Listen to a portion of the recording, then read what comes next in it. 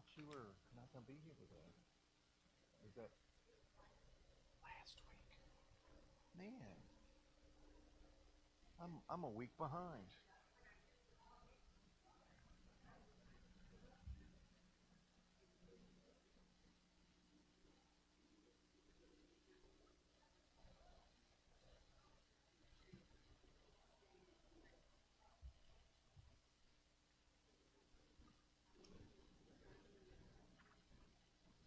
I wasn't here.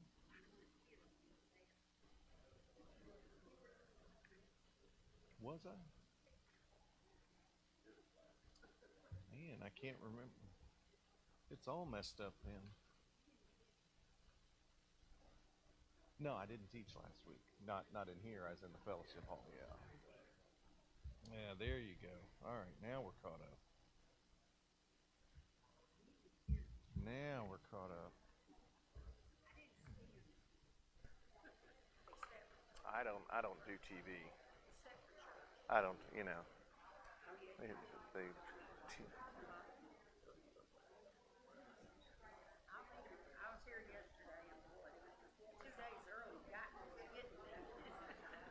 well, now you got your.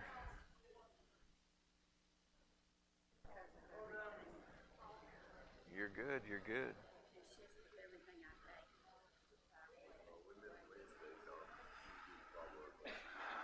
Okay, I'll do. No, I didn't. I didn't have anybody to yell at. Probably are. Yeah. I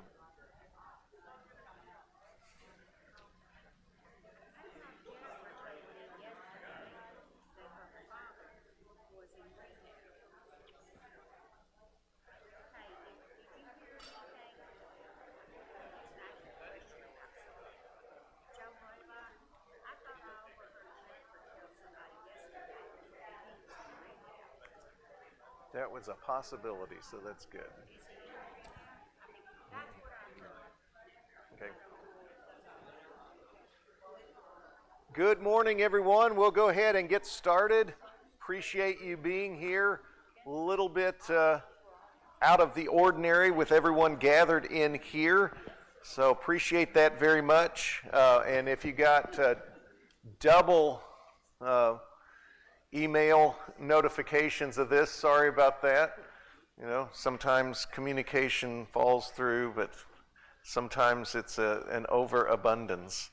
Let's start with prayer, and then we'll jump into what we're going to try to think through and walk through this morning.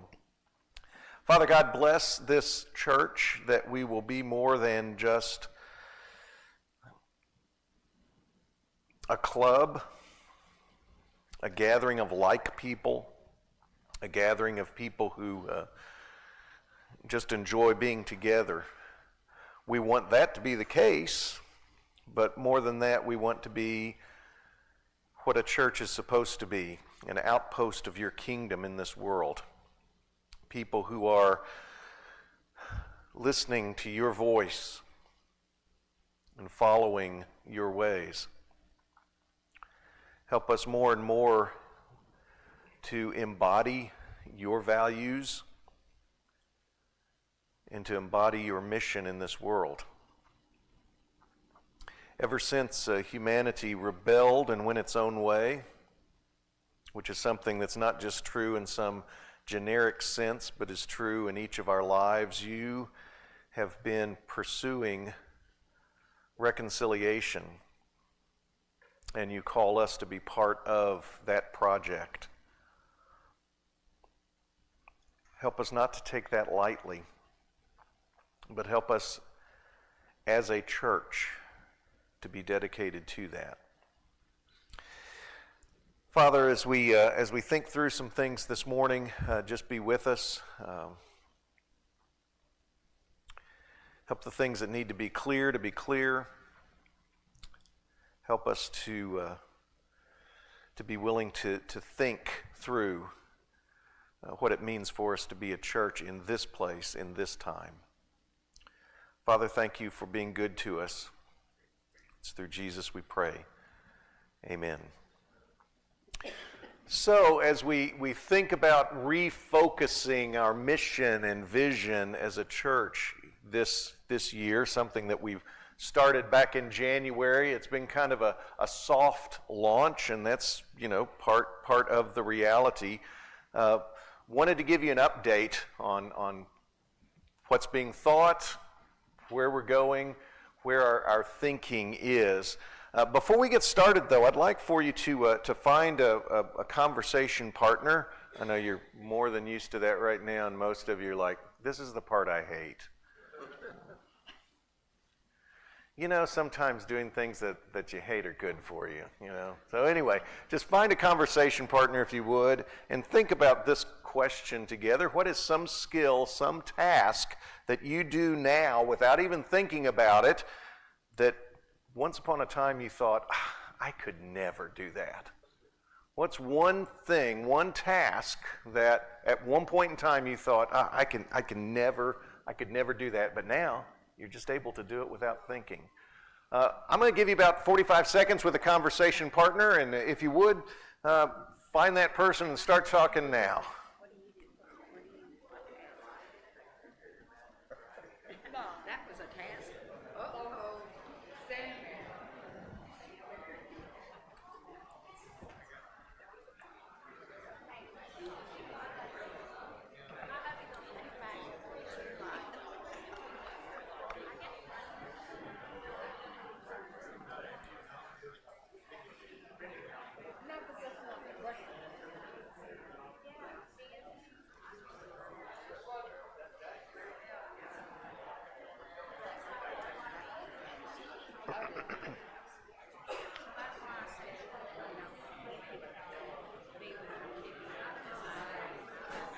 About 10 more seconds.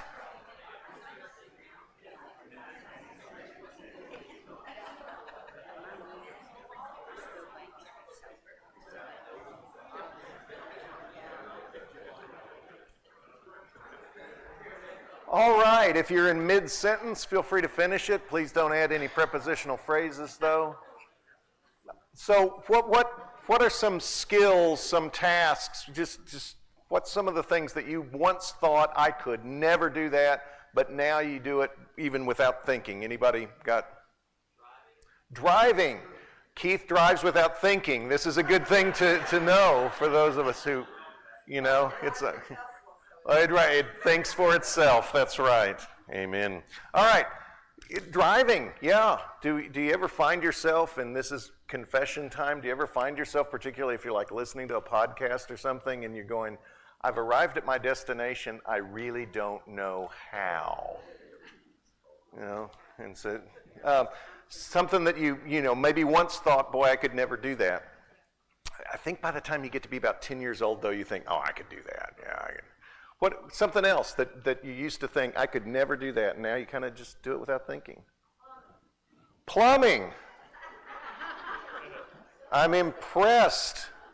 You should be flushed with pride, Yeah, that's right. That's right. Yeah. Paul? Public speaking. Okay, yeah. Do you know that in polls that people take of, their greatest fears, public speaking is like number 1. Dying is like number 3. People would rather die than give a speech, So there you go. Yeah, and you can actually learn to do that. Something else? Anyone else? How about, those of us of a certain age, technology? Are there things you do now that when you first were introduced to it, you thought, there's no way I can do that? Some of you are of an age that you think, those morons, I've been able to do that since before I could talk. Here's the deal. There are things, yeah, Jim?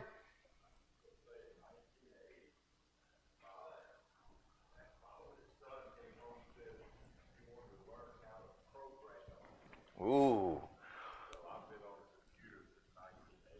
Wow. Was it daunting at first? Oh yeah. Yeah, I took my first programming class just for fun as an undergraduate. Yeah. I didn't make a good grade. Here's the deal. There are things that for all of us sort of like, can I do that? I don't think I can do that. That doesn't seem like something a skill I could learn, and yet now you do it kind of without thinking. Here's the point. We can all adjust. We can all learn. We can all adapt to new situations. I mean, how many of you still only have, I really don't want to see a show of hands, only still have a landline? You know, we adapt to new situations. We are capable of doing that. And to that end, I kind of want that to be a thought that rattles around in our minds for some of us as we think about what it means to be church. And I choose that verb intentionally, not to do church, to be church, and what it means for us to be who God has called us to be. So that's kind of, as we want to bring you up to date on what we're thinking in terms of mission and vision, why are we doing this? What's the point? I mean, doesn't it all, what does it matter? I hope at this point, since January, as we've kind of talked about this, I hope you see it does matter. I hope you're coming to that conclusion. We are not a club. We're not a social organization. We're a church. We do not exist just to exist. We do not exist just to serve ourselves. Now, Revelation chapter 3, verses 15 through 21 is, it's a warning to churches that just drift along thinking all is well. Listen to what the risen Christ is saying through John here. Beginning verse 15, to the church in Laodicea, I know your works. You are neither cold nor hot. I wish that you were either cold or hot.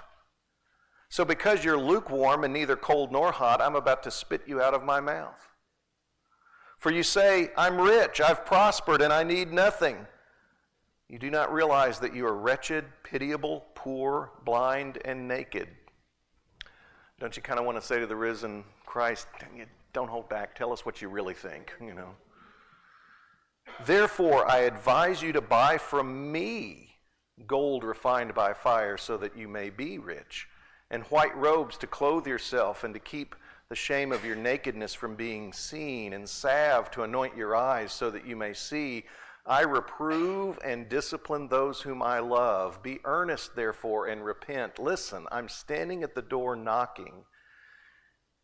And an interesting thing, we've used that evangelistically. Jesus is knocking at the door of your heart. But the picture here is Jesus is on the outside of his church saying, please let me in. If you hear my voice and open the door, I will come in and eat with you and you with me. To the one who conquers, I will give a place with me on my throne, just as I myself conquered and sat down with my Father on his throne. I think if you talk to those folks, they would have thought they're doing pretty well. We're rich, we're good stuff, and I don't know that he's necessarily meaning rich in terms of physical wealth, but he's saying, yeah, we got it all together, we're doing good, we're great. We were voted best church in Laodicea last year, We're doing great. And from Jesus' perspective, he says, no, you're not. People who study such things say that 80% of American churches are in what they refer to as maintenance mode. So what do you mean by maintenance mode? Here's how Stan Granberg describes it. Maintenance churches are focused on doing the same things they've always done with the goal of keeping their people happy. As long as the doors of the church are open and their friends are coming, life is good. It's easy for that to become a church's mission, just to keep ourselves happy, keep the doors open, keep us thinking we're in where I want to be.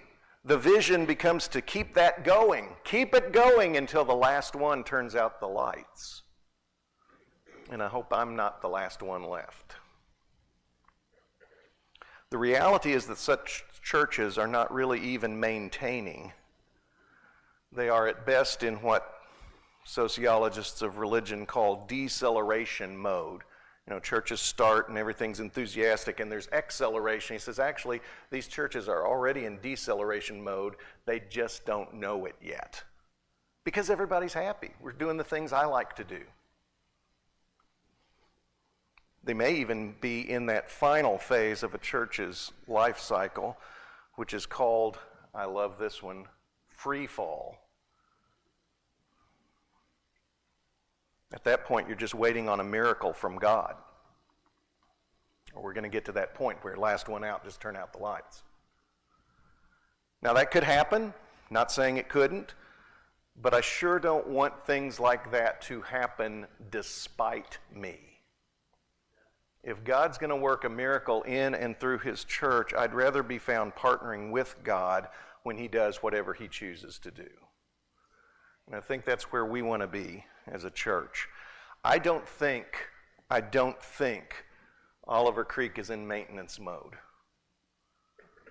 I've thought about that. I really have thought a lot about that. I don't think that's where we are. I know for sure that's not who we want to be. We do not want to be just maintaining, just hanging on until last one out, turn out the lights. So part of why we're wanting to do this is to make sure that we are all on the same page and clear about who we want to be. We want to be a group of people united in our desire for God to be at work in and through us. Now, there's also a pretty practical reason for why we're doing this, because there is a reality that every 3 to 5 years, you need to refresh your thinking on what is your purpose, or it becomes stale, or it just fades into the background. Now, I want to try to illustrate this in a couple of ways. How many of you walk in those doors coming into class and or worship pretty much every Sunday? How many of us? Okay. Someone tell me, what are the two texts on the sides of the wall there? Can you tell me what those texts are? Bueller. What's that? Okay, that text is somewhere here. That was not a text, but a word that was up there. Haven't gotten there yet, but way to go, James. There we go. We got joy and lament because you can bring both of them in here. That's great. But you know what? For most of us, we walk past those every week and they have become just wallpaper to us. We don't stop. It doesn't make us stop and think. We could argue till we're blue in the face as to why that is. That's not my point. My point is, it's there. We say that's important to us to be able to bring wherever you are with joy or with lament in your heart to come into our gatherings. That's great. That's wonderful. But we've gotten so used to it, we don't even notice the texts anymore. Now, James has already pointed us in the direction here. Do you remember the signs at the front? Okay. Someone quote them to me.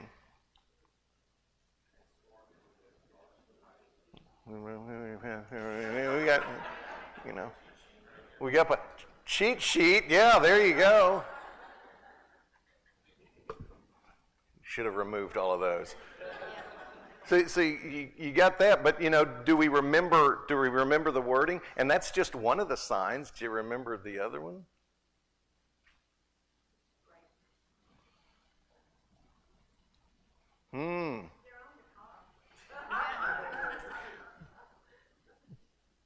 But it wasn't the graces that was up there. Bless the world was the last one. Maybe we should find a neighbor and see if you can come up. Now, see, here's the deal. Here's the deal, because I did some checking and asked some folks, and those signs went up about 7 years ago. So for too many of us, they became wallpaper. They became just part of the scenery. Now, Paul, you said, hey, what was up there was part of why we wanted to keep coming to Oliver Creek and find out what was going on here. That's great. Guess what? You were new. You know? Here's the deal, for a lot of us, that sort of became, they're up there. What's interesting is a number of folks, when we took those down at the beginning of the year, just because, trying to work through that, kind of symbolic of that, several folks noted their removal. Actually, what was interesting was the number of people that came to me in about February and said, hey, where'd those signs go? Only being down for 4 weeks, but that's all right, But the number of folks who noted their removal, but when I would ask them, because I got to where I would just do this reflexively, ask them what was on the signs, they couldn't easily remember what was on them. They just knew they were there. Now, please do not hear that as a criticism. Please do not feel bad that you don't remember and could not recreate those signs. Please don't. That's just human nature. That's my point. It's just human nature that the things we see over and over and over and over again. My word, if you stole the Mona Lisa and hung it in your, bedroom, after a while you wouldn't notice anymore. One of the best known pieces of art in the world. It's just human nature. Things become part of the background noise of our lives unless we draw fresh attention to them. And so that's the very practical reason why we're thinking through what it means to be a church on mission. Well, it just becomes part of the background. Worse, it could just become stale. We could have the same way of talking about our mission and talking about our vision for so long that the context around us changes and it becomes stale. I think the classic example of that is Eastman Kodak Company. How many of y'all remember trying to fiddle with film, putting that into a camera? Remember that? Long before we had these things that we carry around in our pockets. Here's the deal. One of Kodak's engineers is the one who developed the first working digital camera 50 years ago. 50 years ago this year. The official response from the C-level of Eastman Kodak was, that's cute. In 1981, though, Sony introduces the first marketable digital camera. So a little bit of stirring on the C-level there at Kodak, and they do an extensive market analysis, and they determine that this is in fact a potential threat to their dominance of the film business, but that it's going to take probably about 10 years for that to happen. So they decide to continue to focus on film, producing film, even as that 10-year window before it really affects our sales shrinks more and more and more because the technology is accelerating much faster than they thought. Now, in the past, Eastman Kodak had made some major shifts in focus from glass plates to film. That was a big shift. They were willing to make it. Hey, we see the futures in this film stuff, not in the glass plates for photography. They made the shift from black and white photography to color photography. All because they saw their purpose as making images. But this time, they elected to continue to focus on making film because they saw their purpose as making film. By 2012, they'd filed for bankruptcy. And by the way, in 2012, they were still making the world's best film. But everything had shifted. Churches, just like Eastman Kodak, can lose sight of their purpose and begin to think that their purpose is to keep the doors open, to keep the members happy, to keep the contributions flowing. But I don't think that's God's purpose for his church. Again, compare that to the rich imagery in Ephesians 4. Start in verse 11. He himself, that is the ascended Christ, he himself granted that some are apostles, prophets, evangelists, pastors, and teachers to equip the saints for the work of ministry. What's the church, the saints? What are we supposed to be doing? Ministry. We're supposed to be serving in this world in God's name. For building up the body of Christ until all of us, and that's not an all of us individually, that's all of us together, come to the unity of the faith and of the knowledge of the Son of God, to maturity, to the measure of the full stature of Christ. A church is supposed to be growing in the direction of Jesus Christ. We must no longer be children tossed to and fro and blown about by every wind of doctrine, by people's trickery, by their craftiness and deceitful scheming, but speaking the truth in love, we must grow up in every way into him who is the head, into Christ, from whom the whole body, joined and knit together by every ligament with which it is equipped, as each part is working properly, promotes the body's growth in building itself up in love. A church is in the continual process of growing into the image of Christ. And without getting into 1 Corinthians 12 or Romans 12, each plays a part in that, of the whole body growing. So, just to move forward from this, our current working ideas, and I'll just point out we've not done final wordsmithing on this, probably getting closer, trying to get them, website ready or whatever.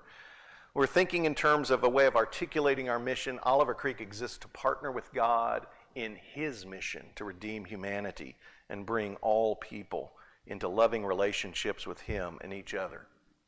All kinds of ways you could say that. I get it. All kinds of ways. We're just saying, for the next couple of years, while it's still fresh in our minds, this is one way for us to put it and to keep it in our minds and our hearts. Our vision, that is, where we see ourselves going, Oliver Creek will be a church community where people apprentice to Jesus in a process that begins with interest in Jesus and moves through commitment to him toward a lifetime of learning to be like him. We want Oliver Creek to be a place where someone can not know Jesus, come to have some interest in him, get to know him, make a commitment to him, and live out that commitment. A commitment to continue to grow. That's our vision. Our immediate focus, and by that, for this year, our immediate focus is that we will take concrete steps to begin the process of shaping Oliver Creek into a community of apprentices to Jesus. Now, we've typically used the word discipleship, and we've typically used it in such a way, or at least seem to have understood it in a way that it's kind of largely a passive word. You show up to Bible class, you show up to worship, and somehow you will passively become a disciple.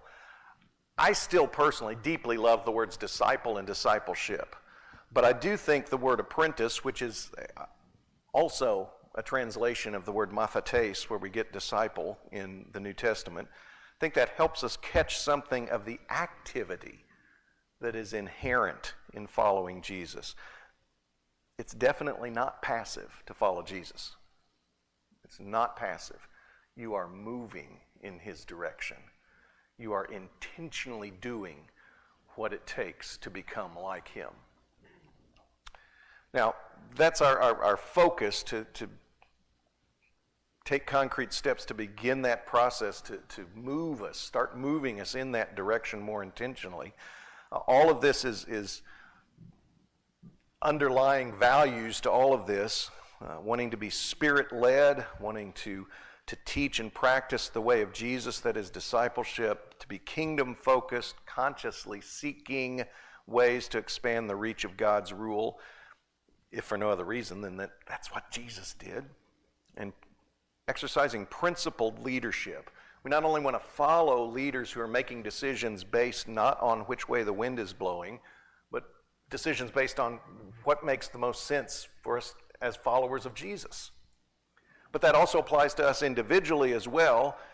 We want to learn to make decisions as a church and personally based on what we know of God's will through Jesus, not on our emotional state du jour, Well, this is how I'm feeling, so that must be how we need to go. No, we want to have principled ways of moving forward. Now, I won't delve deeper into these values today, but you go back to the early sermons this year in January and early part of February, we kind of walked through these values and why these are important. So the bottom line in all of this is that everything we do comes back to focusing on Jesus. We want this Oliver Creek to live up to the name that most of our neighbors would see as the denominational name.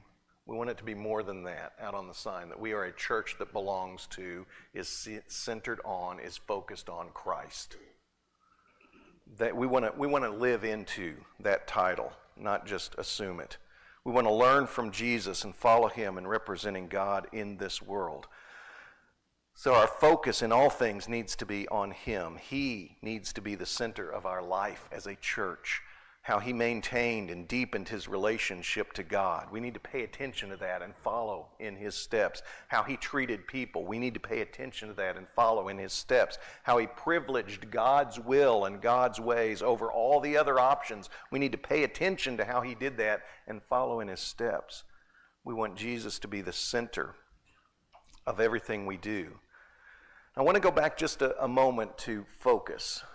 And you think, okay, what have we been doing? First of all, thank you for your patience as we've been working through this the last 4 plus 1 week. It's a process. I've always suggested to people, established churches are more like a cruise ship. We want them to be like a Sea-Doo wave runner, just turn on a dime, Well, you try to turn a cruise ship on a dime and you get a maritime disaster, with folks floating out there saying hello to their friends, Mr. Shark. No, it takes a while. It's a process, okay? So thank you for your patience during this process. But our focus, our immediate goal, if you want to put it that way, we want to make significant progress, and I emphasize significant progress, on reshaping our thinking and our actions as a church so that we are moving in the direction of thinking of ourselves as a community of apprentices, a community of disciples to Jesus. And we want to have certain things, a pathway towards that. We want to have that starting to function, I would say at least by the last quarter of this year. Now, before we explore where we are in that process, I do want to talk a little more about the signage at the front. We are working on that. Here's where that stands. Got kind of current iteration of the signage that we would put up at the front. Just a brief synopsis of our mission. We exist to partner with God in his mission in this world. And then the other sign, trying to capture some of the rest of kind of a motto summarizing, perhaps, hopefully, engendering discussion on the whole of our mission, vision, values. See Jesus, be like Jesus, share Jesus. For those signs to be there, to be reminders to us of who we want to be. We want these signs to be both informational, but also question raising. So you say, well, that doesn't answer all my questions. Good! Because then you'll ask them. And that's what we would like. So if, like Paul, someone comes in and sees this and says, I'm thinking I want to know something about what Oliver Creek Church is devoted to, I would hope that would not only answer that question, at least in part, but answer it in a way that creates a desire to ask further questions. Okay, what do you mean, see Jesus, be like Jesus, share Jesus? What's that all about? We want to be people who are in process.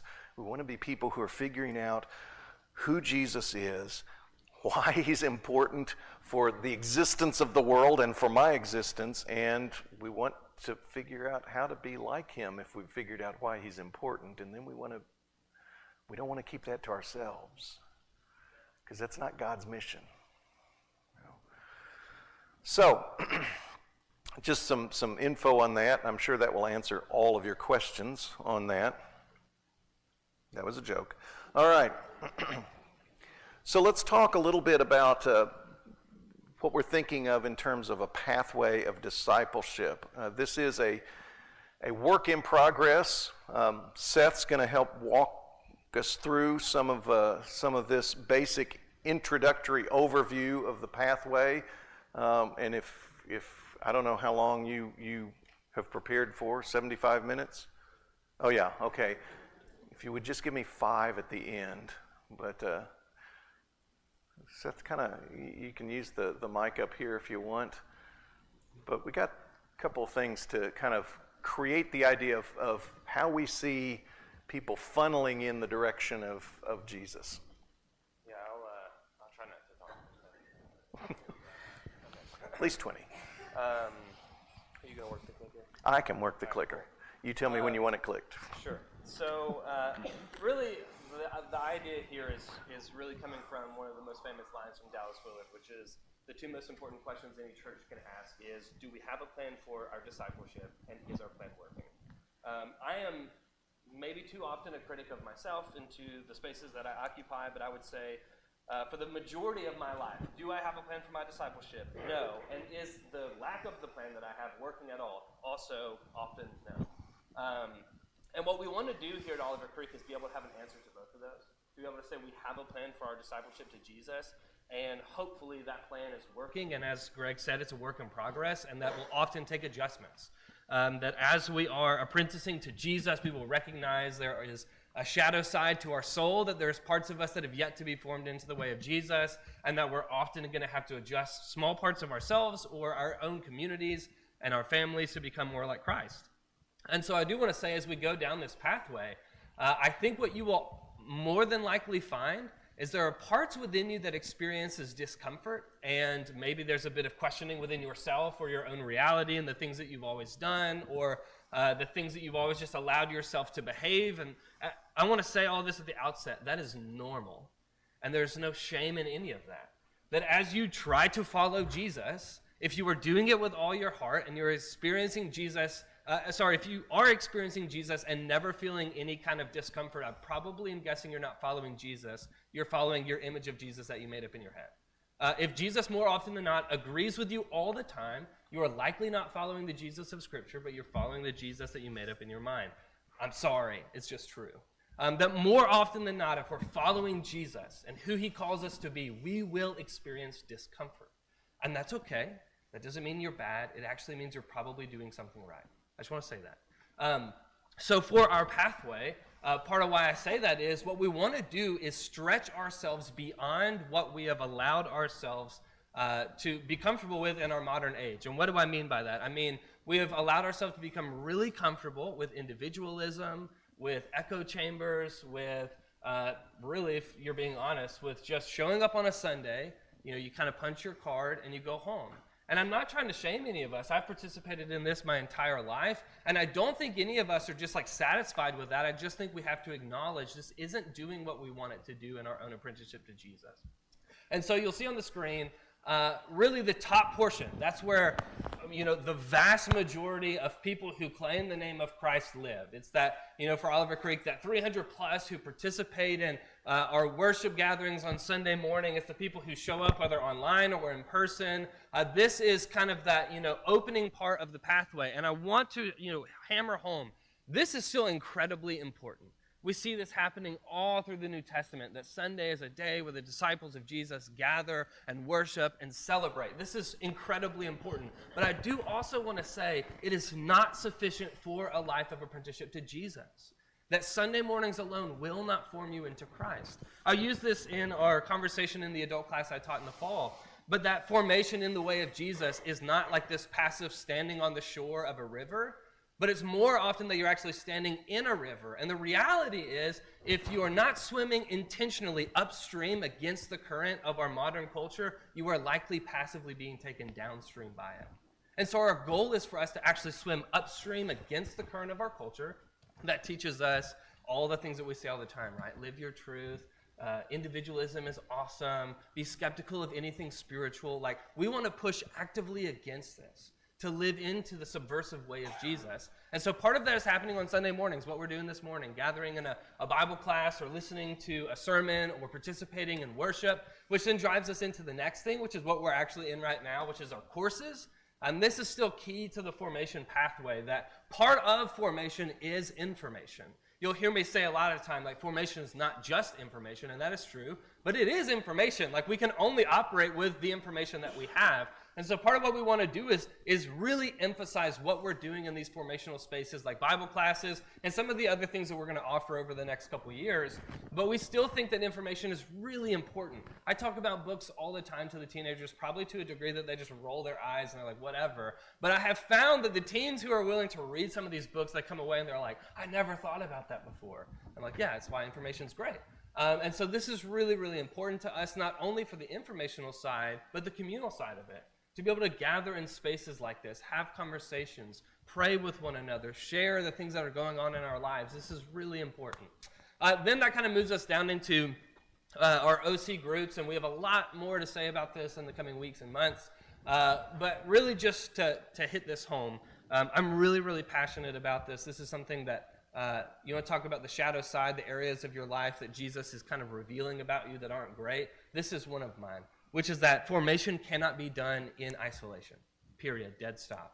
You cannot follow Jesus alone. And if you are attempting to do so, you're probably experiencing some dissonance. That's my story, right? That I have equated my apprenticeship to Jesus into all the things that I do in my personal time kind of on the side. And the people that are around me, like, yeah, they're there and good for them. But this is kind of a me and Jesus thing. But Jesus always calls his people into community. And the vision of the new reality in Revelation is not you and Jesus hanging out, but it's the host of heaven. It's all of mankind and all of God's angels gathering together to worship him. This is never meant to be done in isolation. This is always meant to be done in community. I want to say a couple things. That will be hard. Living in community with other people is not easy. There are people who aren't your cup of tea, and that's okay.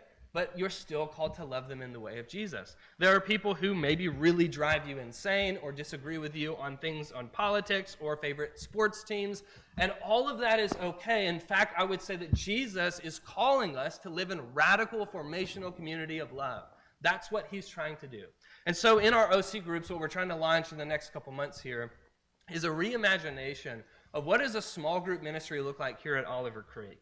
And really, I think if I could just summarize the goal, it's to put ourselves in proximity with every person in our church, to put people particularly, I'm getting ahead of myself, but particularly people who live near you, in neighborhoods, communities, people that shop at the same place, go to the same schools, work in the same areas, to put us in radical formational community together, to eat together, to pray together, to share in life together.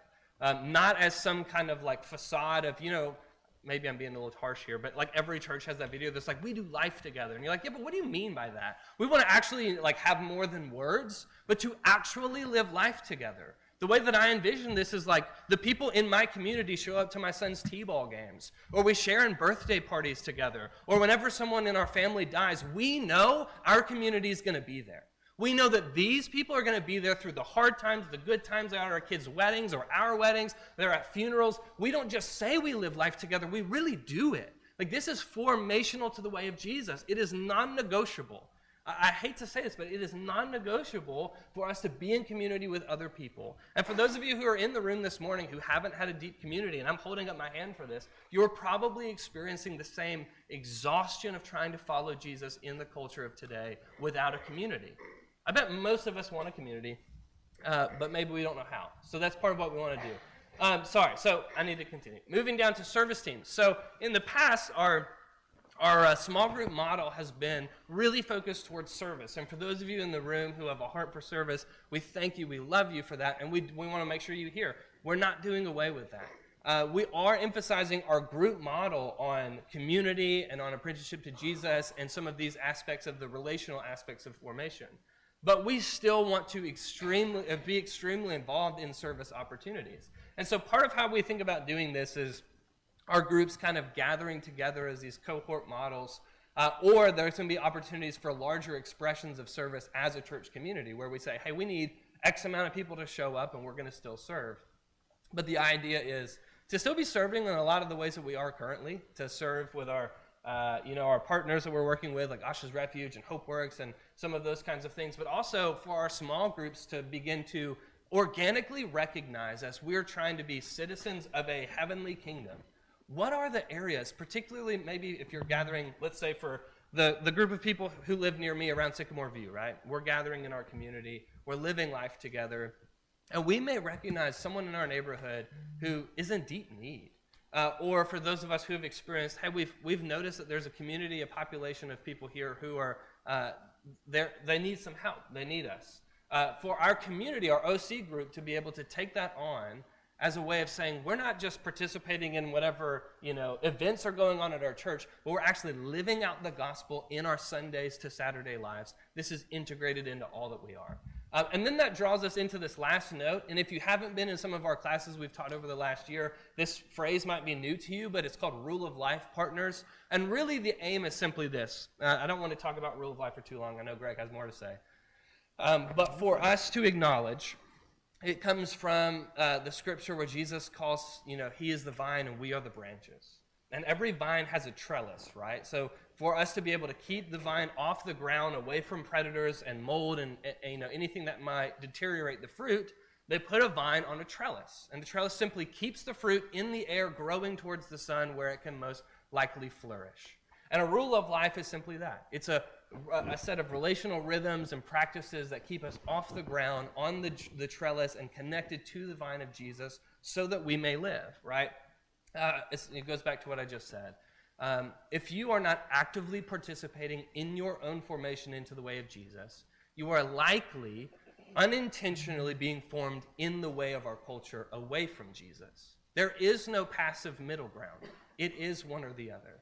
And so for us to acknowledge that, we have to say, what is our desire to become more like Christ? And part of what that would look like is for those of us who are really wanting to go to the deepest level of formation here at Oliver Creek, to committing to live by a rule of life with a small community of people. This will probably look like 2 or 3 same-gender people who you can walk with over the course of a life, confessing sin, sharing in community, sharing in practices, living relationally with them together. So this would look like, in theory, like me and Jeff and Greg living in this relational community where we recognize we know each other at a soul level, right?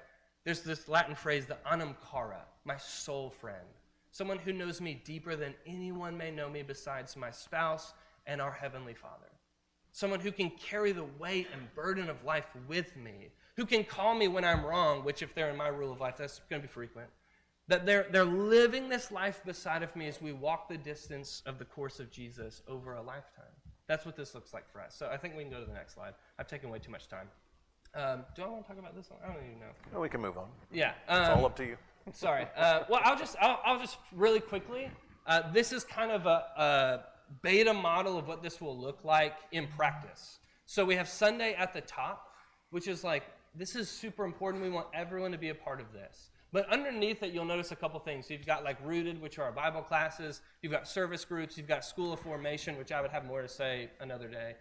You have OC communities, which are small groups, and a Rule of Life partner. And then you'll notice even Alpha. And if you're not familiar with Alpha, it is a ministry that's geared towards reaching the lost, simply that. One of the people who runs it in Los Angeles, who I've learned from, he calls it Sunday morning for non-Christians, right? They throw it on Monday nights, and it asks the 8 big questions of life, like, who am I? What's my purpose? Is there a higher being? That kind of thing. And it is truly geared towards people that don't know Jesus. And so we're thinking and kind of tinkering around what it would look like to run that. And so that would be the path of formation. Underneath that, you'll notice age-based ministries, event-based ministries, interest groups. So for those people who want to play pickleball or, moms groups on, Friday mornings, those kinds of things, we still fundamentally believe these are important aspects of our church community. But we believe that the things above are the things that we're like intentionally moving us closer to Jesus. And then the things kind of below that, the age-based groups, the interest groups, the event-based things,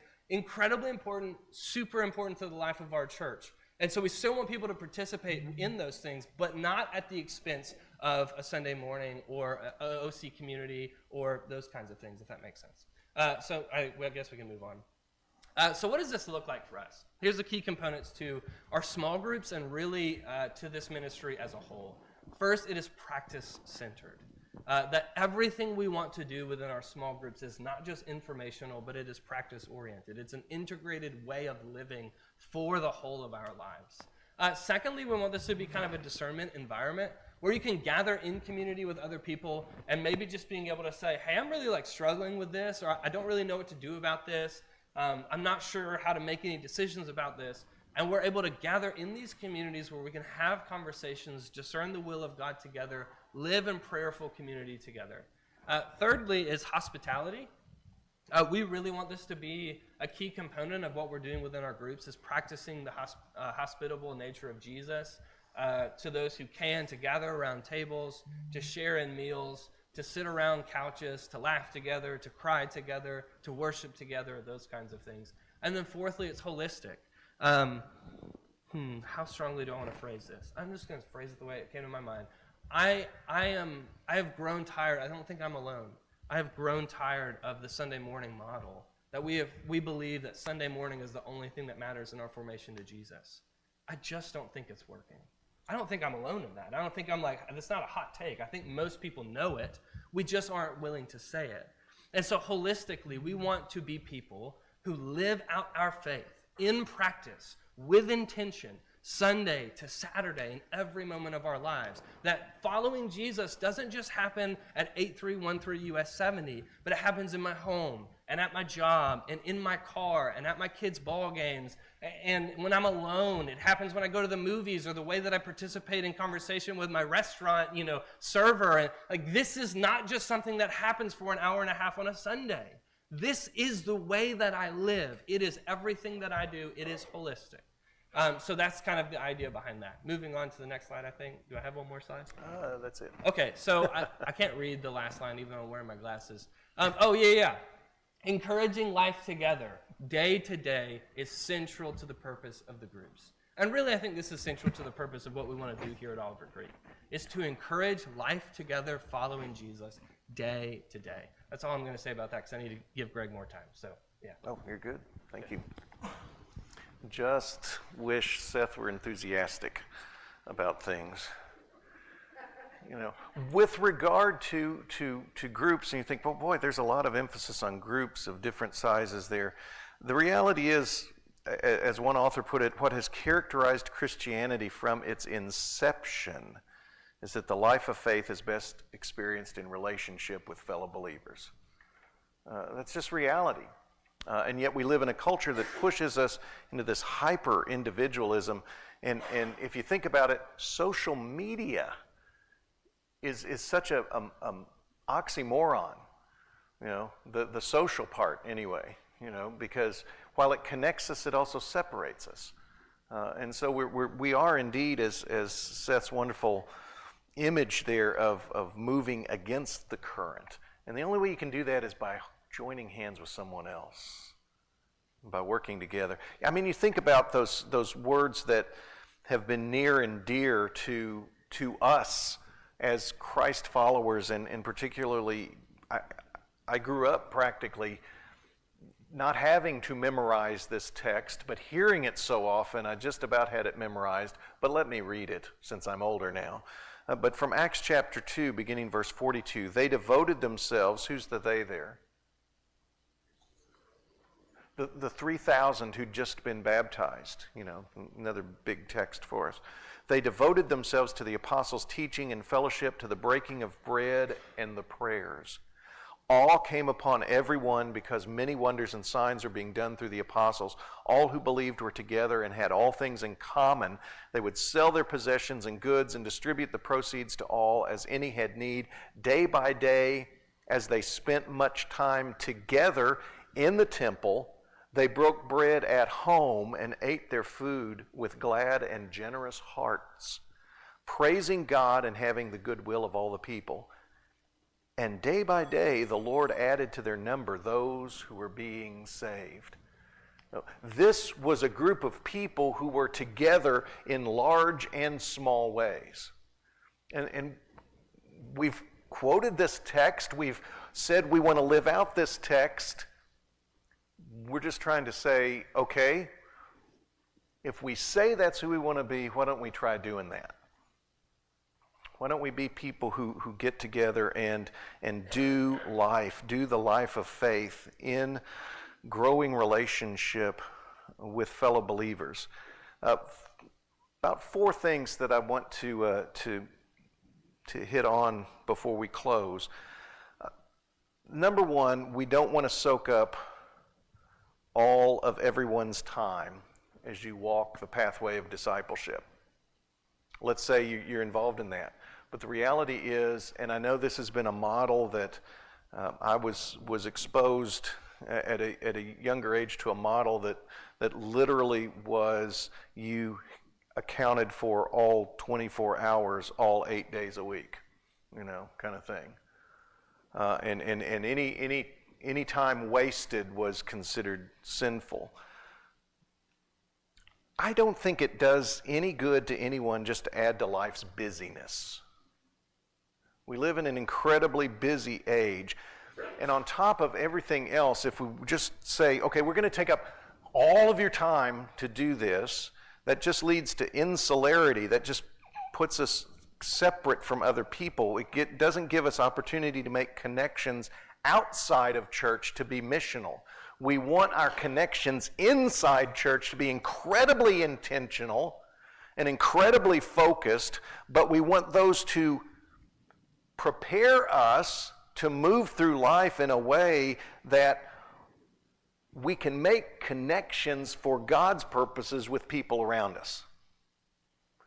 And I know too many churches that everyone is so busy doing church, they literally have no meaningful relationships outside of church. If we were to do that, I believe we would have actually failed in God's mission. But we want what we do as a church to equip us for those times. We don't want it to wear us out, because that is distinctly not Christ-like. And to wear each other out just doing church stuff all the time is not really going to help us to follow intentionally in the steps of Jesus. The other thing that I'd like to say as we close, the second thing, I said the other thing, I got four. This is just number two. All right. So like a preacher. Finally, and then secondly, Secondly, this isn't one of those situations where if you don't do this just the way we're outlining this, first of all, we're sharing this with you as this is still in process, okay? But we're not saying at any point, if you don't do this just the way we're outlining it, there's the door, okay? Please don't hear this as anything other than invitational. The reality is we hope you will want to try to jump in to this pathway, and we will try to make it as accessible and as doable as possible. But please don't hear this as you poor benighted souls. Thank goodness I've got it all figured out and I'm sharing it with you. Okay, because that's not where this is coming from in any way, shape, or form. All of this is just invitational. We will learn on the way, but what I want us to do is learn. Even as we're learning how to do this better, we're learning how to be more like Jesus. Third point, as we close, we are looking, Seth alluded to this, to start some of the, and we haven't decided for sure, OC groups, OC community groups, whatever. We are looking to kind of beta test some of that for a few weeks this summer. So if you'd like to volunteer for that, you can, talk to Seth or to me or to one of the elders. Final point that I want to make as we run out of time here. I'm sure all of your questions about mission and vision have been answered this morning. here's the reality. We ask you to continue to pray for the future of Oliver Creek. And we do ask you to consider what we're trying to do with this refocus on our mission and vision. But we also want you to respond, but we want you to respond, not just react. Okay? Your reaction may be enthusiastic, and it may be, I'm out of here. And there could be 300 reactions in between. But we want you to respond, not just react. Happy for you to track one of us down this morning with questions or comments, but we also really would value it if this is the kind of thing where you might be willing to take a couple of 3 days to think about whatever your reaction might be, and then respond to us.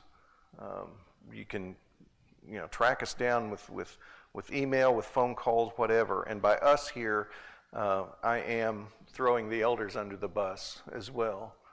But certainly anything that Seth and I said that you have a question or comment about, please track us down. But again, in my mind, some of the most valuable thoughts after something that may be a little bit new or a little bit challenging or a little bit stretching to me, my most valuable thoughts usually come after I've thought about it for 2 or 3 days. And so I would just encourage you to do that. Thanks for your patience. Thanks for your time in listening to this. Thanks for giving up your class time. And just really ask that you would continue to pray for Oliver Creek, that we will live intentionally into God's mission. All right, don't run in the halls, but you've got about 15 minutes before worship starts.